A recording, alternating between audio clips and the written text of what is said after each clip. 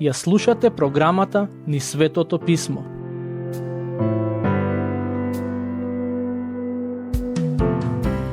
Драги слушатели, добре дојдовте во уште една епизода од програмата Низ Светото Писмо. Во нашето проучување на Светото Писмо сега се наоѓаме во второто послание до црквата во Солун.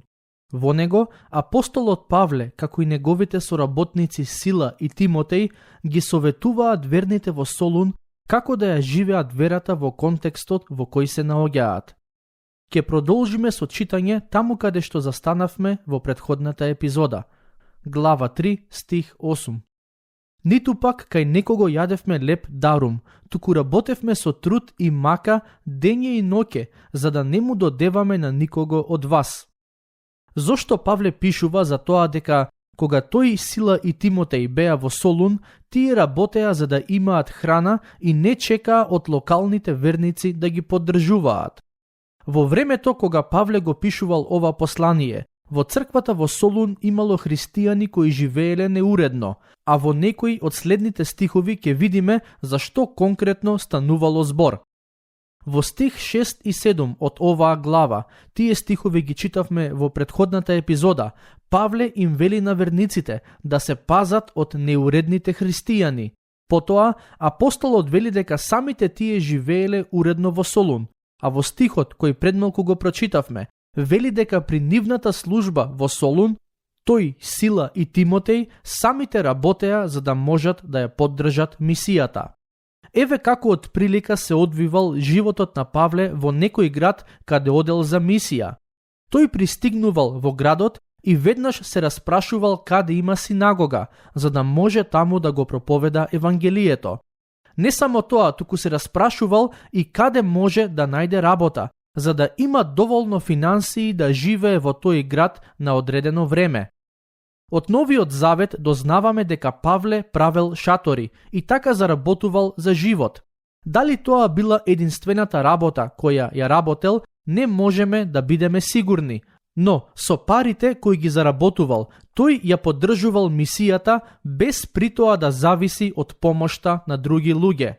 Намерно не сакал да зема какви било доброволни прилози од новите верници во тој конкретен град, за да не си помисли некој дека тој е дојден кај нив само за финансиска придобивка. По некое време, ако црквите кои ги основал сакале да му дадат некаква финансиска поддршка, тој ја прифаќал, но прилично сум сигурен дека никогаш не ја барал. Ке се сетите дека во посланието до филипјаните, тој им благодари на верните во Филипи за нивната помош. Во други делови од Новиот Завет гледаме дека бараше финансии, но не за себе, туку за верниците во Ерусалим. Стих 9. И не поради тоа што немавме власт, туку за да бидеме пример, да се угледате на нас. Павле вели, не баравме од вас никаква финансиска помош, не затоа што немавме власт, односно не затоа што не заслуживме, туку за да ви бидеме пример. Тој како да сака да каже, како луѓе кои ви ја проповедаа вистината, јас, Сила и Тимотеј, имавме секакво право да бараме од вас да ни помагате во службата, но сакавме да ви оставиме добар пример и затоа не го сторивме тоа. Материјалната поддршка за оние кои служат на Господ е важно прашање, како во Стариот, така и во Новиот Завет. Во Стариот Завет тоа беше решено на следниот начин.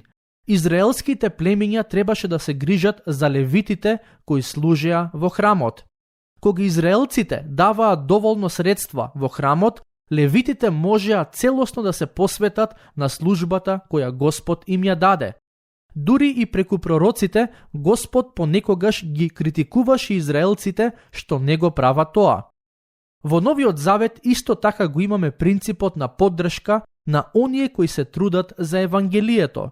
Кога Господ Исус ги прати своите ученици во мисија, тој им рече со себе да не земаат ништо, бидејќи работникот си ја заслужува својата плата. Со други зборови, тоа значи дека сите нивни потреби ќе бидат обезбедени, затоа што тие се посветија на проповедање на Евангелието. Во стиховите кои ги читаме и обработуваме, гледаме дека Павле, Сила и Тимотеј се откажаа од тоа што им следува, за да не бидат камен за сопнување на верните во Солун. Но, тоа не значи дека секој Божи служител треба да го стори истото. Павле и неговите соработници заклучија дека не е мудро да ги ползуваат своите права, за да не ги соблазнат оние на кои им служат. Секој служител на Евангелието треба да одлучи каков пристап ќе има по однос на ова прашање. Продолжуваме со читање. Во следниот стих, апостолот се чини дека е доста строг кон одредена група на христијани. Стих 10. Зашто, кога бевме меѓу вас, ви го заповедавме ова: кој не сака да работи, тој нека и не јаде. Не знам за вас, но мене на вистина ми се допаѓа овој принцип. Кој не сака да работи, тој да не јаде. Зошто Павле ги пишува овие зборови?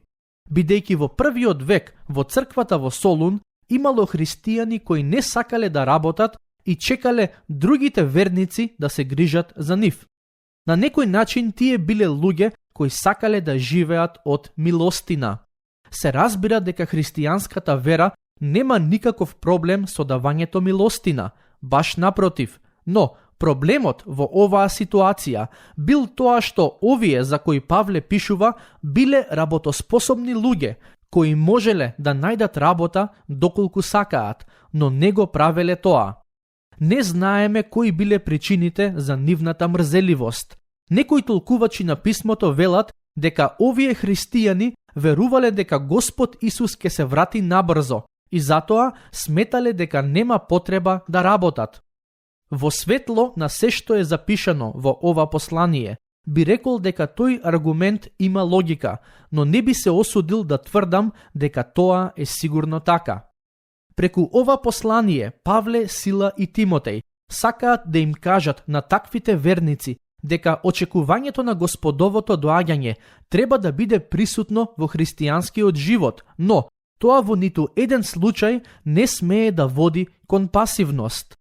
Очекувањето на Господовото доаѓање, тогаш кога е вистинско и соодветно разбрано, би требало во христијаните да роди желба за активен живот.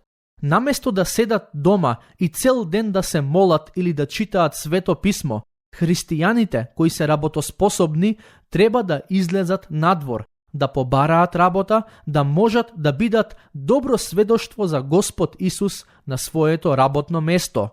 Тоа е вера, а не седењето дома. Кога размислувам за овој аспект од христијанската вера, често се сеќавам на една приказна која ја имам слушнато. Некој човек работел како градинар во дворот на голем замок во Италија. Еден ден во замокот дошол некој посетител и во дворот се сретнал со градинарот. Посетителот го прашал: колку често доаѓа собственикот на овој замок за да ужива во оваа убавина? Градинарот рекол: па не многу често, ама го очекувам да дојде во секој момент. Посетителот рекол: навистина, не доаѓа често на толку убаво место. Тоа е навистина чудно. Кога последен пат сте го виделе тука? Градинарот одговорил: пред околу 10 години. Посетителот рекол: чекајте, сакате да кажете дека собственикот на овој имот не се појавил тука цели 10 години? Градинарот одговорил потврдно, на што посетителот рекол: а кога ќе дојде? Градинарот рекол: не знам, ама јас секој ден го очекувам да дојде и кога ќе дојде, сакам дворот да биде уреден. Тоа е она кое Павле сакаше христијаните во Солун да го разберат, дека доаѓањето на Господарот не треба да води кон неуредно живење, туку кон побожност, одговорност и христоликост. Повторно ќе го прочитам стих 10. Зашто кога бевме меѓу вас, ви го заповедавме ова: кој не сака да работи, тој нека и не јаде. Ова што Павле го вели тука е нешто кое тој, Сила и Тимотеј го поучуваа и кога беа во Солун. Значи, не станува збор за некој принцип со кој верните во Солун првпат се сретнаа преку ова послание. Тие веќе знаеа дека оние кои не работат не треба да јадат. Со оглед на тоа што таквото однесување не се промени кај некои христијани, Павле и неговите соработници чувствуваа потреба повторно да ја отворат оваа тема. Преку овој стих, тој како да им вели на верните во Солун: ако имате луѓе кои исповедаат вера и се работоспособни, а не сакаат да работат, на таквите немојте да им помагате, ако треба и нека не јадат. Стих 11. Но слушаме дека некои од вас живеат неуредно, ништо не работат, туку се занимаваат со празни работи. Ова е дел од проблемот во црквата во Солун. Се чини дека досега Павле ги фалеше за тоа како напредуваат во нивната вера, но сега дојде момент за добронамерна критика кон оние кои не живеат како што треба. Всушност, овој стих во одредена смисла ни го појаснува значењето на зборот неуредно. Тоа се однесува на луѓето кои седат по дома, не работат и се занимаваат со празни работи. За какви празни работи тука пишува Павле, не можеме со сигурност да знаеме, но тоа што го знаеме е следното: христијаните кои се работоспособни треба да работат за да имаат што да јадат. Има семејства во кои динамиката е таква што едниот сопружник работи, а другиот се грижи за обврските околу домот. Овој принцип за кој Павле пишува не се однесува на тие ситуации кога некој ги обавува домашните обврски, туку на околности кога некој ниту работи надвор за плата, ниту пак помага или работи нешто по дома. Продолжуваме со читање на текстот. Стих 12. На таквите им заповедаме и ги молиме во нашиот Господ Исус Христос да работат тивко и да си го јадат својот леб. Преку овој стих Павле директно им се обраќа на мрзеливите христијани. Им заповеда и ги моли во името на Господ Исус да почнат да работат и да си го јадат својот леб. Ја забележувате ли фразата својот леб? Тој како да сака да им каже: немојте да го јадете тугиот леб, заработете си свој и јадете го. Предпоставувам забележувате колку е практично ова новозаветно послание.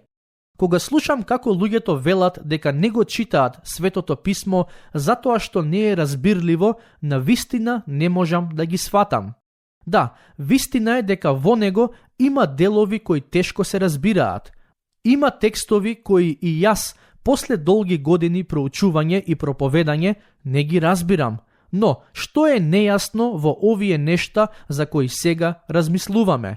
Верувам, ништо. Во Солун имало верници кои безделничеле по дома и чекале некој друг да им даде храна. За таквите Павле вели дека или ќе треба да почнат да работат, или не треба да им се дава каква било помош. Може би ова звучи многу строго, но едно од најдобрите нешта кои можете да ги направите за такви луѓе е да престанете да им помагате. На тој начин, кога ќе се најдат во потреба, а нема кој да им помогне, може би ќе сватат дека ако не почнат да се грижат сами за себе, ќе умрат од глад. Во друг дел од Новиот Завет, Павле ги потикнува верниците да почнат да заработуваат со своји раце, за самите тие да можат да им помагаат на оние кои се во потреба. Со други зборови, колку што зависи од христијаните, тие не треба да добиваат материјална помош, туку да ја даваат. Стих 13. А вам, браќа, да не ви здодејува да правите добро. Досега Павле им велеше на верниците да не ги хранат оние кои не сакаат да работат, а сега им вели да не ви здосадува да правите добро. Ова значи дека верните не треба да се уморуваат од правење добри дела. И тоа е возможно само доколку правиме добри дела со Божјата сила. Ако правиме добро во своји сили, кога тогаш ќе се умориме, па дури и може целосно да се откажеме. Стих 14.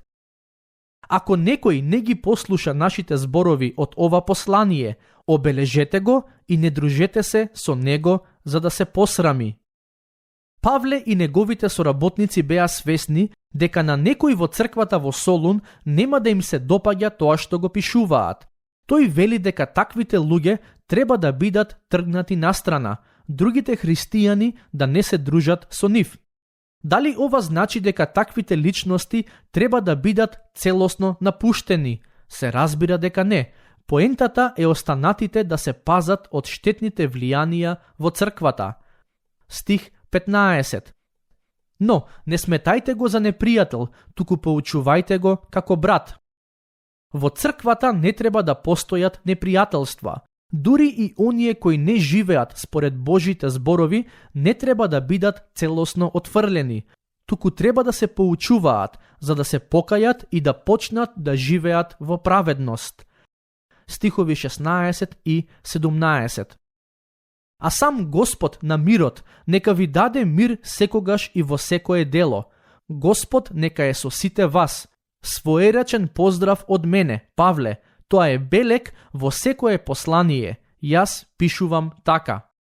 Со оглед на тоа што во тоа време кружеле некои посланија чии автори не биле познати, апостолот Павле на крајот од ова послание сака да се осигура дека верниците знаат кој им пишува.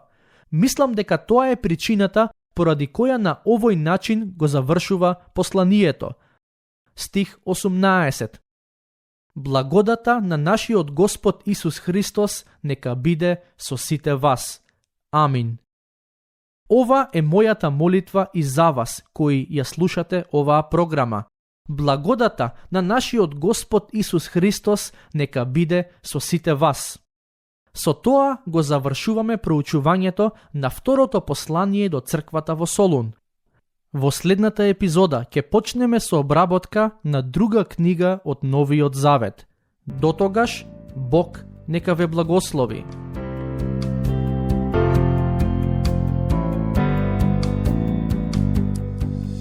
Слушнавте епизода од програмата Низ Светото Писмо. Можете да не слушате и преку мобилна апликација на нашиот YouTube канал и на подкаст платформите како што се Apple и Spotify. Ако ви се допаѓаат нашите епизоди, споделете ги и препорачајте ги на вашите пријатели. Бидете слободни да ни оставите свој коментар или да ни пишете на нашата имейл адреса nizsvetotopисmo@gmail.com. Следете ги нашите страни Низ Светото Писмо на Facebook и Instagram. Епизодите од оваа серија можете да ги најдете и на нашата веб страна ttb.twr.org.